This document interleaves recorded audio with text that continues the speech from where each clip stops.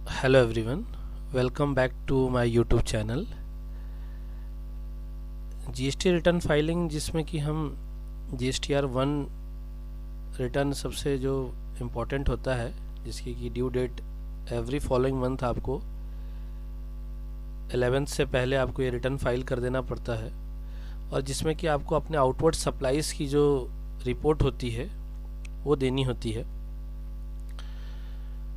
और आज हम वही GSTR1 रिटर्न फाइलिंग लाइव देखने वाले हैं कि उस रिटर्न को कैसे फाइल किया जाता है, कैसे उसमें रिकॉर्ड्स को सेव किया जाता है अपने इनवॉइस को, और उसकी फुल प्रोसीजर हम देखने वाले हैं, कंप्लीट प्रोसीजर, जिसमें कि हम ये जानेंगे कि रिटर्न फाइलिंग प्रोसीजर जो है बहुत ही ईजी है। और आप इनवॉइस से रिलेटेड आपको अगर नॉलेज है, इनवॉइस क्या होता है, सिर्फ उसी की बेस पे आप ये रिटर्न फाइलिंग प्रोसीजर को ईजिली समझ सकते हैं, एज सिंपल। सो जीएसटीएन में जो रजिस्टर्ड होते हैं उनको GSTR1 रिटर्न फाइल करना पड़ता है जब वो आउटवर्ड सप्लाई करते हैं, और उसके लिए उन्हें लॉगिन करने के बाद यहाँ रिटर्न डैशबोर्ड पे जाना होगा। रिटर्न डैशबोर्ड पे जाने के बाद उनको अपना फाइनेंशियल ईयर एंड क्वार्टर को सिलेक्ट करके जिस भी मंथ या पीरियड का वो रिटर्न फाइल करने वाले हैं उसे सेलेक्ट करना है उन्हें, एंड देन सर्च पे क्लिक करना है। क्लिक करने के साथ ही उन्हें GSTR1 जो कि details of outward supplies of goods और services, that is GSTR1 due date is 11th October 23 show कर रहा है यहाँ पे। और उसके बाद उन्हें प्रिपेयर ऑनलाइन पे क्लिक करना होगा। जैसे वो ऑनलाइन पे क्लिक करते हैं, क्लिक के साथ ही उनको ये पेज जो है ऐसे ओपन हो जाएगा क्लिक करने के साथ ही, जिसमें कि इसको अगर देखा जाए तो दो पार्ट में, इसको पार्ट ए और बी में समझें अगर आप, जिसमें कि आप add record and amend record, ये बॉक्सेस ऐसे ओपन रहेंगे आपको, जो डेटा आपको फीड करना पड़ता है इसको आप ड्रॉप अप कर देंगे तो ये दो पार्ट में बटा हुआ है, add record and amend record. यहाँ जैसे इन दोनों में अपना डिफरेंस समझते हैं। ऐड रिकॉर्ड मतलब जब कभी भी आपने इनवॉइस को फर्स्ट टाइम पोर्टल पे अपलोड करते हैं, that is called add record. और अगर इनवॉइस अपलोड है उसमें कुछ चेंजेस करने हैं आपको, that is called amend record. Changes is like कोई बिल नंबर में करेक्शन हो, बिल की डेट में करेक्शन हो, वैल्यू में करेक्शन हो, किसी का GSTN नंबर आपने गलत एंटर कर दिया है, तो वो सभी के लिए आपको अमेंड रिकॉर्ड को यूज़ करना है, टैब को। तो अभी हम फर्स्ट टाइम कर रहे हैं, that is called add record. हम ऐड रिकॉर्ड में ये सारे हमारे पास अवेलेबल होते हैं, जो डिटेल्स हमको, सभी डिटेल्स को फीड करना ज़रूरी नहीं होता है, फिलअप करना यहाँ पे, जो भी आपसे रेलेवेंस है आपको वही जानकारी यहाँ पे देनी है।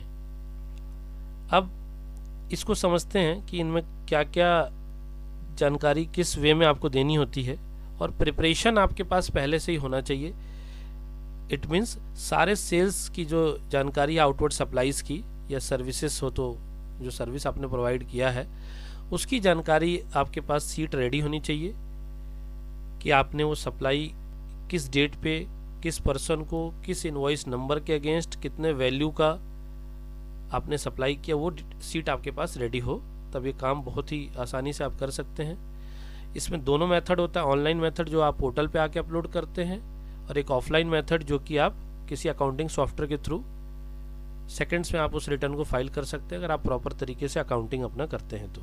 अभी हम ऑनलाइन मोड में देख रहे हैं। सो यहाँ जैसे आप आएंगे B2B का टैब है ये, जिसमें कि लिखा है taxable outward supplies made to registered person. B2B का मीन्स ये हुआ कि किसी हमने अनदर सेकेंड रजिस्टर्ड जो पार्टी है, जो रेसिपेंट है वो भी रजिस्टर्ड है, तो उसको क्या कहेंगे, B2B सप्लाई कहते हैं। अगर रेसिपेंट अनरजिस्टर्ड है, that is called unregistered party, means B2C supply कहते हैं।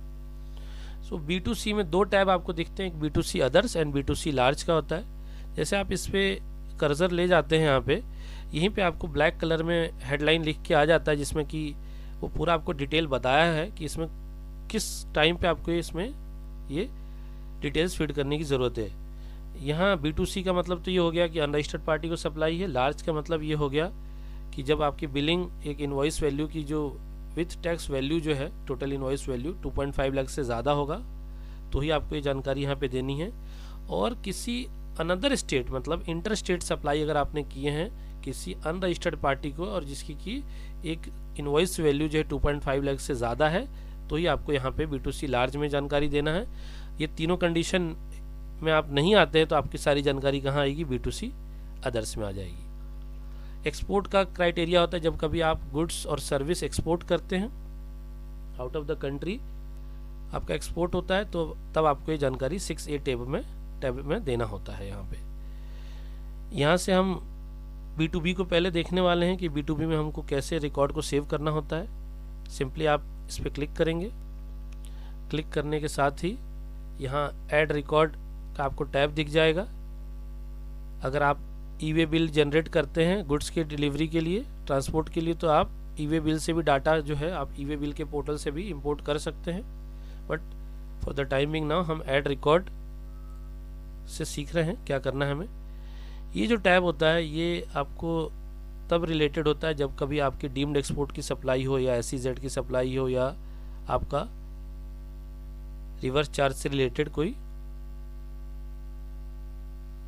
तभी आपको यहाँ क्लिक करना है। अदरवाइज आपके लिए जो यहाँ से आपका काम शुरू होगा जिसमें कि आपको यहाँ पे अपना GSTN नंबर फीड करना है।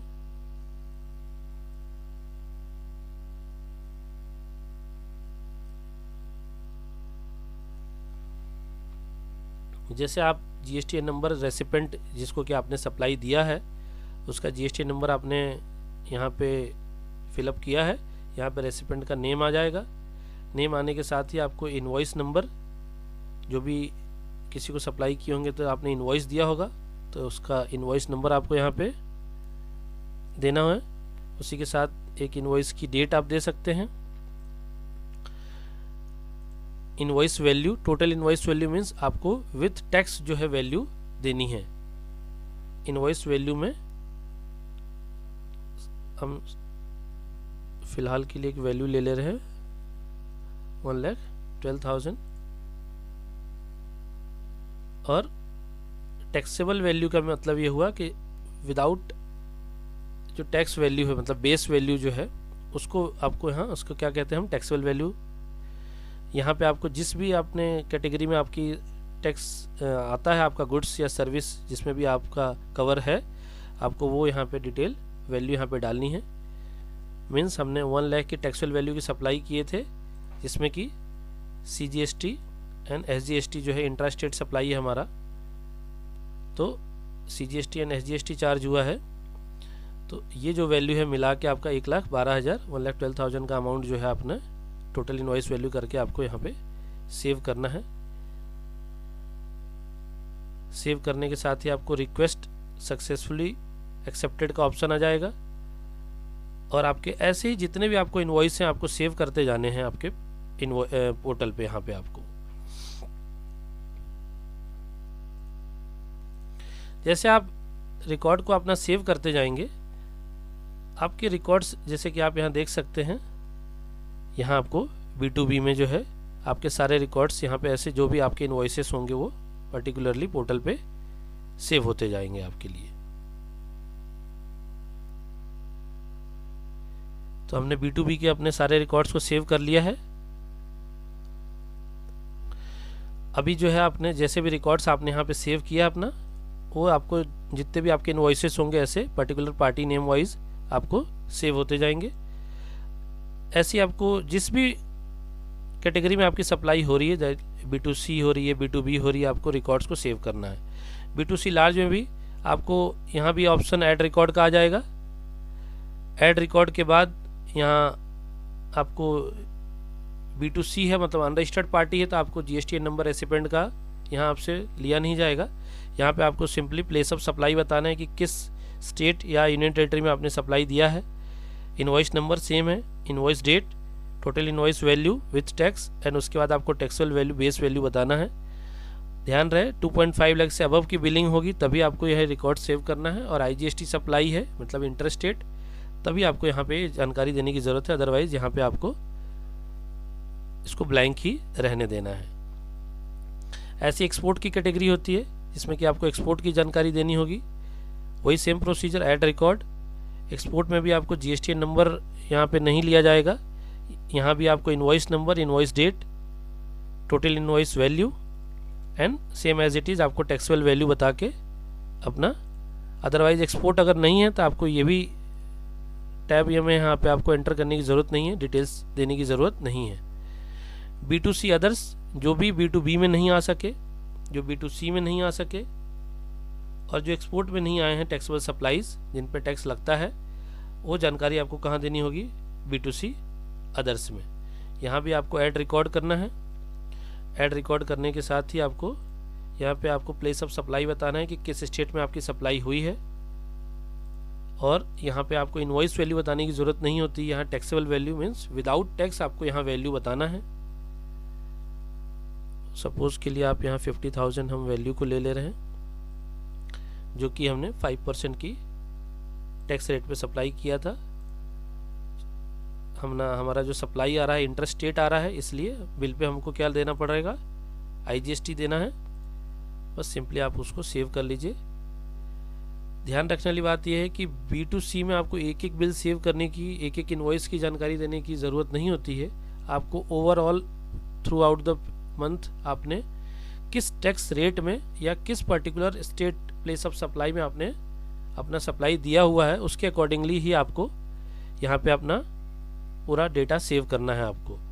जैसे कि हमने हिमाचल में सप्लाई दिया है 5% का टैक्स रेट पे इतने का, मतलब ये हुआ कि मंथ वाइज फिगर है। अगर 12% में भी हमने सप्लाई दिया होगा तो हमको 12% भी ऐसे ही ऐड कर देना यहाँ पे ऐड रिकॉर्ड से। अगर हमने इंट्रा स्टेट मतलब विद इन स्टेट हमने सप्लाई किया है 5, 12, 18 हमारी अगर कैटेगरी में हम टैक्स रेट में आ रहे हैं तो हमको अलग अलग टैक्स रेट के हिसाब से उसको जानकारी यहाँ पे हमें देनी है। और यहीं पे ऑप्शन भी आपको अगर लगता है कि ये वैल्यू कुछ डिफ़र है या ये वैल्यू आपसे रेलिवेंट नहीं है तो आप यहाँ एडिट भी है, एडिट भी कर सकते हैं। या फिर अगर आपसे वैल्यू ये गलती से आपसे डल गया हो तो यहाँ पे आप डिलीट भी इसको कर सकते हैं। सिंपली ऐसे ही आपको सारे रिकॉर्ड्स अपने, सो ये B2B, B2C export and B2C others, ये वो कैटेगरीज हैं जो टैक्सेबल सप्लाईज होती हैं जिन पे आपको कुछ ना कुछ परसेंटेज ऑफ टैक्स देना है या आपने अपने रेसिपेंट से चार्ज किया है बायर से, तभी ये जानकारी यहाँ पे देनी होती है चारों टैब में आपको। इसके अलावा कुछ सप्लाईज ऐसी होती हैं जो कि निल रेटेड होती हैं, एग्जम्प्टेड कैटेगरी होती हैं या नॉन GST कैटेगरी में होती हैं जिन पे टैक्स आपको GST टैक्स नहीं देना है। सो नॉन GST सप्लाई जो कि अभी GST में कवर अप नहीं हुए हैं, लाइक पेट्रोल, डीजल, लिकर अभी तक कवर नहीं हुआ है GST में, तो यहाँ पे आपको जानकारी देने की ज़रूरत नहीं है। इसके अलावा एग्जम्प्टेड सप्लाईज भी होती हैं, एग्जम्प्टेड सप्लाई जिन पे जो GST में प्रोडक्ट सर्विसेज हैं बट वो टैक्स रेट से उनको एग्जम्प्ट रखा गया है। अगर ऐसे कैटेगरी ऑफ सप्लाई है तो आपको यहाँ जानकारी देनी है। और अगर निल रेटेड सप्लाई है मतलब जिसका टैक्स रेट करेंट डेट पे 0% चार्ज हो रहा है तो उसको हम निल रेटेड कहते हैं। एग्जम्प्टेड की कैटेगरी में जितने भी एग्रीकल्चर आइटम है वो आ जाते हैं, लाइक आपका सीरियल्स जितने भी हो गए आपके, वीट, पैडी, इसके अलावा जितने भी पल्सेस, ये सब आपके क्या है एग्जम्प्टेड कैटेगरी में। फ्रूट, वेजिटेबल्स और पूरी लिस्ट है जो कि गुड्स और सर्विसेज में एग्जम्प्ट होते हैं कुछ कुछ, जैसे कि एजुकेशन सर्विस।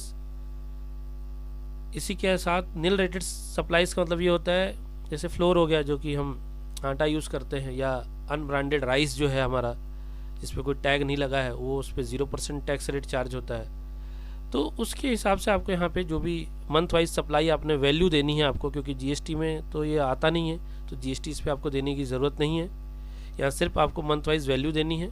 पहले तो ये सिलेक्ट करिएगा कि आपकी सप्लाईज किस कैटेगरी में आ रही है, निल, एग्जम्प्टेड या नॉन GST, एंड उसके बाद आपको देना है कि आपकी सप्लाई इंट्रा स्टेट है या इंटर स्टेट है, इंटर और इंट्रा। और उसके बाद क्या आपने किसी रजिस्टर्ड पर्सन को सप्लाई किया है या किसी अनरजिस्टर्ड पर्सन को। ये डेटा आपको मंथ वाइज रेडी रखना होगा देते समय, और जो भी वैल्यू होगी उसको सेव करते जाएंगे आप। आपसे रिलेवेंट नहीं है तो आप उसको ऐसे ही ब्लैंक छोड़ सकते हैं।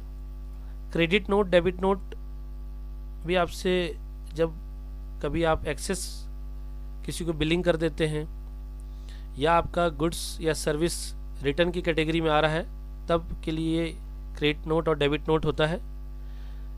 सेम जानकारी इसमें भी होती है। Recipient GSTN number, invoice number की जगह पे आपको debit note credit note number, invoice date की जगह डेबिट नोट क्रेडिट नोट की डेट होती है। यहाँ पे नोट में क्रेडिट है या डेबिट है वो बताना होता है, और एक वैल्यू होगी उसकी, जो भी गुड्स रिटर्न हुआ है या जितने से वैल्यू आपकी बढ़ गई है या कम हो गई है उसके अकॉर्डिंगली यहाँ पे जानकारी देनी होगी आपको। उसमें भी दो कैटेगरी है, रजिस्टर्ड है और अनरजिस्टर्ड की भी कैटेगरी है। B2B को अगर क्रेडिट नोट देना है तो यहाँ पे, और B2C को देना है तो 9B में आपको ये सारी डिटेल्स देनी होगी। एडवांस पे भी tax liability in advance cases में भी, जब कभी आप इनवॉइस रेज नहीं करते हैं और अपने रेसिपेंट बायर से अगर आप एडवांस रिसीव कर रहे हैं तब आपको ये टैब में डिटेल्स देना होगा स्टेट वाइज, कि आप किस स्टेट से पर्टिकुलरली जहां आप सप्लाई करने वाले हैं, और आपको सिर्फ एडवांस अमाउंट की जानकारी यहाँ देनी होगी, और उस एडवांस अमाउंट पे भी आपकी टैक्स की लायबिलिटी जो है आपके ऊपर बनेगी, जो कि आपको गवर्नमेंट को देनी होती है। अदरवाइज आपसे रिलेटेड नहीं है एडवांस का क्राइटेरिया तो आप इसको ब्लैंक रहने दे सकते हैं।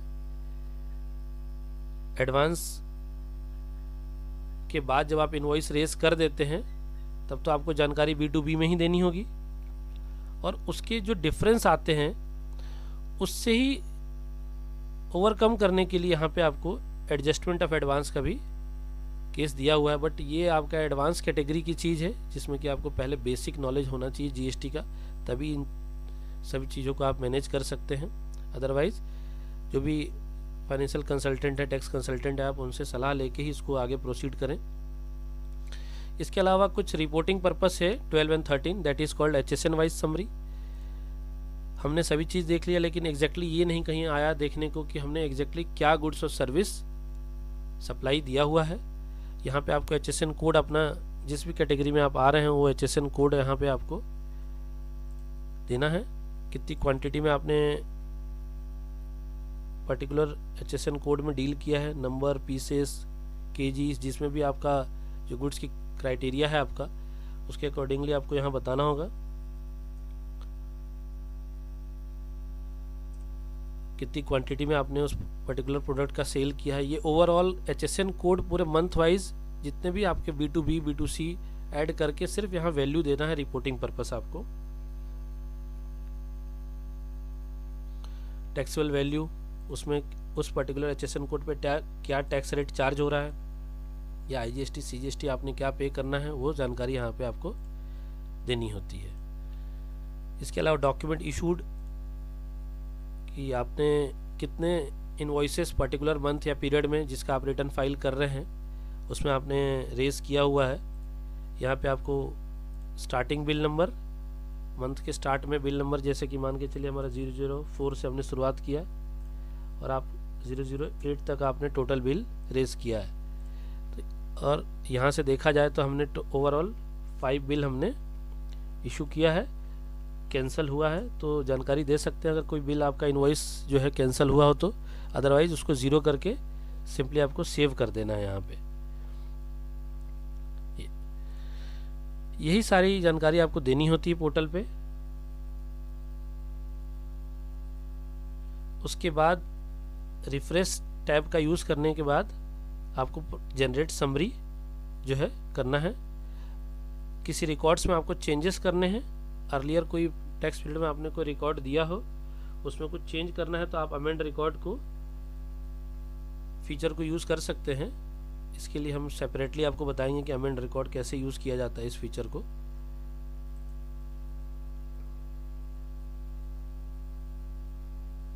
सिंपली आप जनरेट समरी करेंगे। समरी जनरेट होने के साथ ही एक बार और आपको रिफ्रेश टैब यूज़ करना है और प्रोसीड टू फाइल की ओर आप मूव करिए। एक कंसोलिडेटेड समरी जो है टेबल फॉर्म में, टेबुलेट फॉर्म में आपको यहाँ पे शो होने लगेगा, जिसमें कि आपने B2B में कितने अमाउंट का सप्लाई किया हुआ है, या B2C में या B2C अदर्स, जो भी कैटेगरी आपने, जो भी वैल्यू आपने फीड किया है उसके अकॉर्डिंगली एक बार ये अमाउंट कन्फर्मेशन होने के बाद आपको क्या करना है, यहाँ से फाइल स्टेटमेंट करना है। यहाँ डिक्लेरेशन आपको एक देना होगा, ऑथराइज सिग्नेटरी जो भी पर्सन होगा उसका नाम आपको शो होने लगेगा, और रिटर्न आप डीएससी और ईवीसी, ईवीसी मीन्स ओटीपी के थ्रू आपको ये रिटर्न को फाइल करेंगे। आपको एक ईमेल आईडी और आपके रजिस्टर्ड मोबाइल नंबर दोनों पे ओटीपी आपको रिसीव हो जाएगा।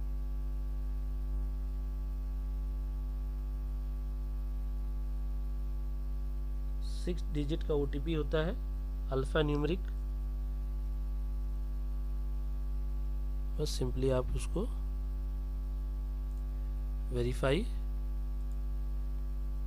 अगर इनकरेक्ट होगा तो कुछ हद तक आपको ये प्रॉब्लम हो सकता है। कंफर्म रखिएगा कि आपका जो ओटीपी है वो प्रॉपर तरीके से आपने ऐसे वेरीफाई अगर आप करेंगे तो यहाँ पे आपको दिख रहा है कि सितंबर 23 का जो है आपने सक्सेसफुली फाइल कर दिया है। आपका रिटर्न जो है अब फाइल हो चुका है। अब आप कोई भी चीज़ इसमें अब चेंजेस नहीं कर सकते हैं, और अगर आप इसको चेक करना चाहते हैं तो आप अगेन उसी मंथ में आके आप देखेंगे तो आपको रिटर्न में जो है यहाँ फाइल्ड का मैसेज आपको शो कर रहा है, रिटर्न आपका फाइल हो चुका है। उसे डाउनलोड करना है तो आप डाउनलोड भी कर सकते हैं, या वैसे ही अगर आपको देखना हो कि बिल आपने क्या क्या अपने इनवॉइसेस दिए थे, वैसे ही जाके आप नॉर्मल तरीके से उसको चेक भी कर सकते हैं यहाँ पे। सो ये हमारा GSTR 1 का हमने लाइव रिटर्न फाइलिंग देखा, जिसमें कि हमने रिटर्न को कैसे फाइल किया जाता है वो हमने देख लिया है। Thanks for watching this video.